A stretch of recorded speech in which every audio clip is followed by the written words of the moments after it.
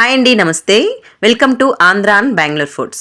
ఈరోజు మనం ఈ వీడియోలో గుమగుమలాడే ఆంధ్రా స్టైల్ వెజిటబుల్ సాంబార్ తయారీ విధానం ఈ వీడియోలో చూసేద్దాం. ముందుగా మనం ఒక కుక్కర్లోకి 1 కప్పు నిండా కందిపప్పు, 1/2 కప్పు పెసరపప్పుని తీసుకోవాలి. పెసరపప్పు వేసుకోవటం వల్ల సాంబార్ చాలా టేస్టీగా ఉంటుంది. 2 సార్లు మనం బాగా వాష్ చేసుకొని ఇందులో కావాల్సినన్ని వాటర్ వేసుకొని మూత పెట్టుకొని ఒక 5 లేదా 6 విజిల్స్ వచ్చే వరకు కుక్ చేసుకోవాలి.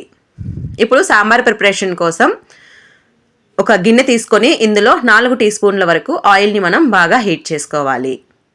ఆయిల్ మనకి బాగా హీట్ అయిన తర్వాత ఇందులో 1/2 టీ స్పూన్ మెంతులు, 1/2 టీ స్పూన్ జీలకర్ర, 1/2 టీ స్పూన్ ఆవాలు, క్రష్ చేసుకున్నటువంటి 10 వెల్లుల్లి రెబ్బలు, అలాగే 3 ఎండుమిరపకాయల్ని కూడా వేసుకొని ఒకసారి మనం బాగా ఫ్రై చేసుకోవాలి. వెల్లుల్లి మనకి బాగా ఫ్రై అయిన తర్వాత ఇందులో కొంచెం కరివేపాకు, కట్ చేసుకున్నటువంటి 3 పచ్చిమిరపకాయలు, కట్ చేసుకున్నటువంటి ఒక పెద్ద సైజు ఉల్లిపాయని కూడా వేసుకొని బాగా కలుపుకోవాలి. ఉల్లిపాయ మనకి బాగా ఫ్రై అయ్యి సాఫ్ట్గా అయ్యే వరకు మనం మగ్గించుకోవాలండి. తర్వాత ఇందులో కట్ చేసుకున్నటువంటి 2 మీడియం సైజు టమాటాలని కూడా వేసుకొని టమాటాలని కూడా బాగా మెత్తగా అయ్యే వరకు మనం మగ్గించుకోవాలి.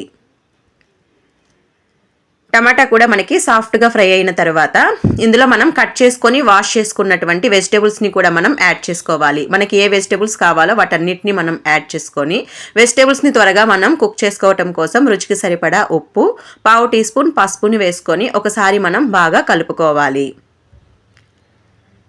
ఉప్పు, పసుపు వెజిటేబుల్స్కి పట్టేలా ఒకసారి మనం బాగా కలుపుకొని మూత పెట్టుకొని ఒక 5 నిమిషాలు మగ్గించుకోవాలి. ముందుగా మనం ఉడికించుకున్నటువంటి పప్పుని ఇలా పప్పుగుత్తి సహాయంతో మనం బాగా మ్యాష్ చేసుకోవాలి. ఇప్పుడు 5 నిమిషాల తర్వాత వెజిటేబుల్స్ అనేది మనకి 50% కుక్ అయి ఉంటాయండి. ఇందులో మనం 1.5 టీ స్పూన్ వరకు కారపొడిని కూడా వేసుకొని ఒకసారి మనం బాగా కలుపుకోవాలి.